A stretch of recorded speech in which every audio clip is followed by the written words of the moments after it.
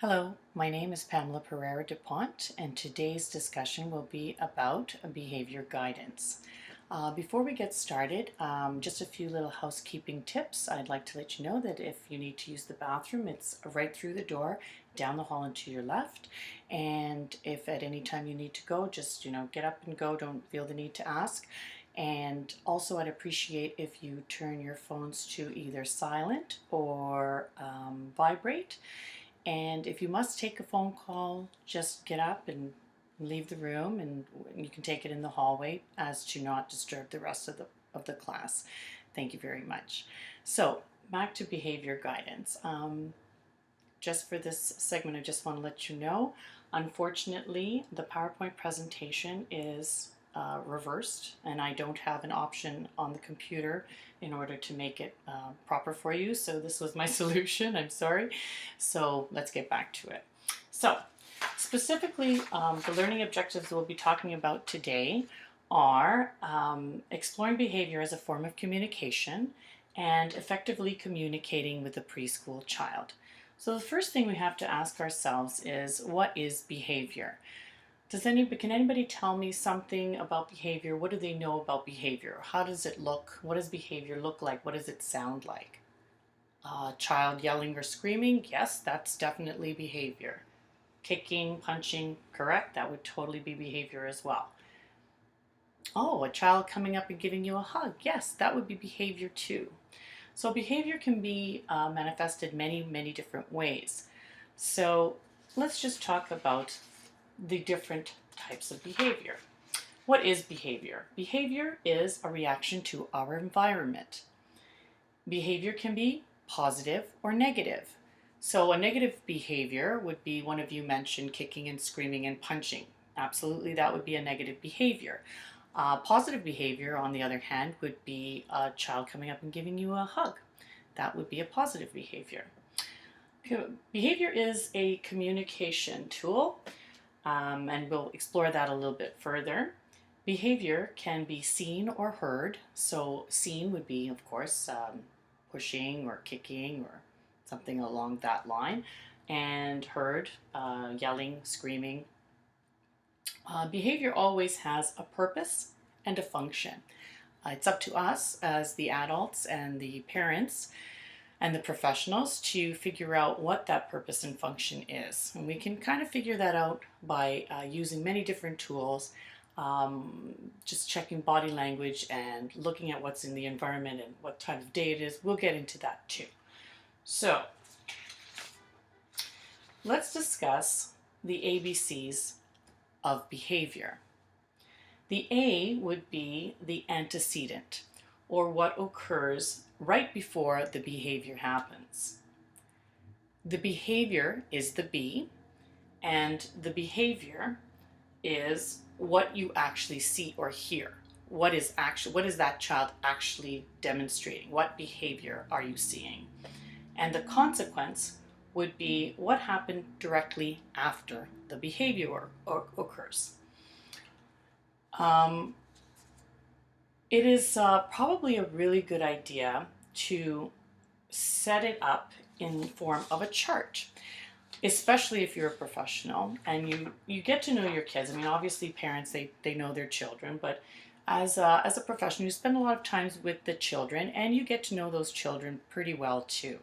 So I have an example of an ABC chart. I have here time and date, your antecedent, your behavior, and your consequence. So time and date can be very important to why this behavior is happening. Let's say it occurs every single day at noon. Every single day at noon, this child is having a meltdown and you can't figure out what's going on. Why is this child having a meltdown? Well, guess what? We don't have lunch until 12:30. So the time and date might actually indicate to you that, oh, maybe it's the time of day. Maybe this child is just really hungry, and that is why we're seeing this particular behavior. Now, the date might also be important. Let's just say Tuesday nights is, I don't know, swimming night, and they're out really late, and they don't get home until later, they don't eat until later, they don't go to sleep until way past when they normally go to sleep. And then the next morning, every Wednesday, we notice this behavior. And from talking to our parents, from communicating as a team, we figure out that, hey, on Tuesday nights, they're coming in really, really late. So they're just really cranky. So maybe it's just Wednesday mornings that we're finding these behaviors happening. And it might have been a result to the environmental situation, which is the night before. So there's lots of things to consider. So let's just do a little exercise. Let's just say it's 20 below zero and we're all outside with the kids. They're all dressed up. Little Johnny has one glove, and he's screaming and crying and fussing, and we've been out for half an hour already, and all of a sudden another child grabs his other glove and tries to pull it. So little Johnny just smacks him. And so now both of them are crying. So what would be the antecedent? Can somebody tell me what the antecedent would be in this situation? Okay, there's actually two. It's a little bit of a trick question. So yes, the antecedent would be it's cold outside. Yes, absolutely. That's one of the antecedents. One of the antecedents is the child is cold. So it's an environmental thing. It's something that the child is feeling physically and is reacting to it. What's another antecedent? Because we have two situations going on here. The other antecedent would be, yes, that the other child is trying to take Johnny's glove. So that would be another antecedent. So the behavior is, there's two. One of them is he's screaming and crying because it's freezing, and the other is, yes, that's correct. He is he's hitting the other child because the child is trying to take his glove. So what is the consequence? The consequence is they're both crying. So that's very good. Okay. Now let's talk about effective forms of communicating. If you're going to be communicating to a child, if you're talking to a child and what you're doing is you see, I'm going to use poor little Johnny. Little Johnny is across the way, and he is all the way across the other side of the room, and he is taking toys away from children and running around and causing havoc. What are you doing? Okay, so you're calling, Johnny, Johnny, Johnny, Johnny, Johnny, Johnny. Okay, you can call Johnny all you like, but Johnny isn't listening because he's all the way around at the other end of the room. And unless you get up and go over to Johnny, he isn't going to be paying attention to you. So if you need Johnny, you need to go see Johnny. So going over to the child is always a good idea. And rule number one, or maybe rule number two, would be getting down at the child's level. That's like ECE 101. So we get down at the child's level, so we're face to face. I can see his reaction, he can see mine. I'm not standing over him, hovering over him, looking down on him, talking from way up here. So I'm down at his level, I'm looking at him, he's looking at me. So get down at the child's level, make physical contact. And when I say that, I don't mean, grab him. I mean, touch his hand or touch his shoulder, just so he knows you're in proximity, that you're there, and it will refocus his attention. He'll be like, oh, somebody's touching me, who's that? Okay? Use simple language. I would almost say use age-appropriate language, but sometimes not so much. It's really important to just use simple language, because if a child's already in a state where they're having a full-blown temper tantrum, you cannot reason with that. So you need to bring that down. So in order to bring it down, keep it short, keep it simple. So a child's screaming, yelling, throwing things, banging his cup on the table, and you say, are you thirsty? Milk? Simple. Okay? Use clear language and speak slowly. So calm, slow. Don't put too many ideas out there at once, okay? Give the child ample time to respond. That's always a tough one. We always try as caregivers and sometimes as parents to predict what our kids want to say. So we're like, oh, you want the juice? Okay, here, I'm going to get you the juice. Okay, blah, blah, blah. And you're going on to the next thing and the next thing. Give the child an opportunity to say yes or no. Give him an opportunity to respond to you. Okay, wait a few seconds. I know it seems like a long time, but just give him some time to get the thoughts together. And try to attempt to interpret what the child is saying. So if there is limited language or no language, look at the body language. Look at what he's doing. Is he holding a cup? Is he banging the cup? Okay, maybe he's thirsty. Try and figure out what the child is trying to tell you and address the behavior and give alternatives, okay? So we are going to do a little activity. I'd like you all to pair off, okay? I'd like you all to pair off, but before you do, I'm going to go through the checklist of communicating effectively with a child. Because when you're in pairs, there's two things we're going to do here. One is I'm going to stress that behavior is a form of communication. So I'm going to give each of the pairs a piece of paper, and there is a behavior on that piece of paper, or there is an idea that you have to let your partner know without using any words at all. Just with actions. You can yell, you can scream, but no actual audible words, okay? So it may say something like hungry. None of these cards say hungry, by the way. So it might say something like hungry, and you are going to try and communicate that idea of hungry to the other person, okay? Let me just show you an example.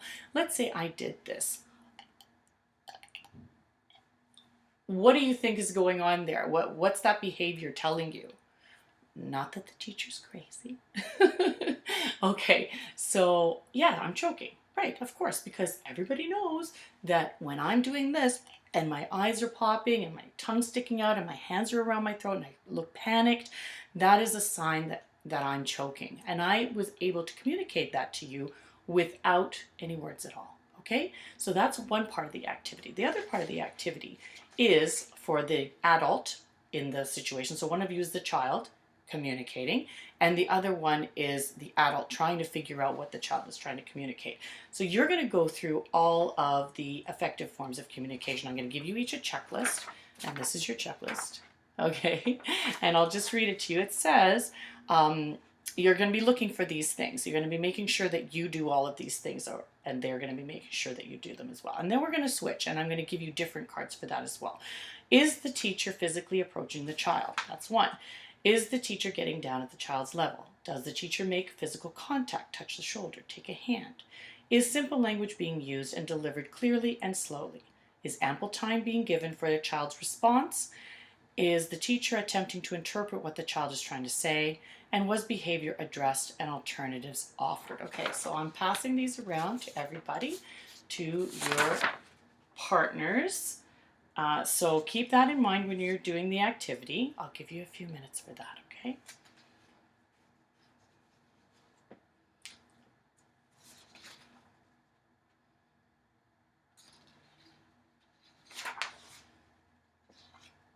Okay, good. Now you can switch. And here's the new cards. Okay, thank you very much. Okay, great. I saw a lot of great interpretations going on and a lot of physical stuff happening, and it's kind of easy but not so easy sometimes. I tried to give you really basic ideas, so you get the picture. So if behavior can be affected by a lot of different things.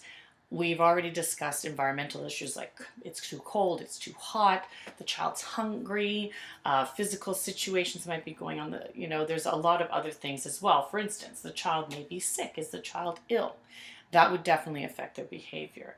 Are their basic needs being met? Are they hungry, tired, thirsty, etc.? Is there an environmental issue, which we mentioned? Too hot, too cold, too noisy. That's a big one too. Are they in pain? Did somebody hurt them and maybe you missed it? We're in rooms with a lot of children and it's not possible to see everything all the time. So maybe something happened that you didn't notice and maybe a child's in pain. Are they frustrated or angry or overly excited? So there are many factors involved in that can affect behavior. Oh, we'll keep that there. So I have for you just a little glossary of challenging behaviors for your information if you'd like. It goes from A to Z, from ADHD um, all the way to voicing out technology. It goes from all types of different types of behaviors. Some of them are diagnosable behaviors, and others are just terms that we use within behavior glossary. So I'll give you that for your information. Here you go.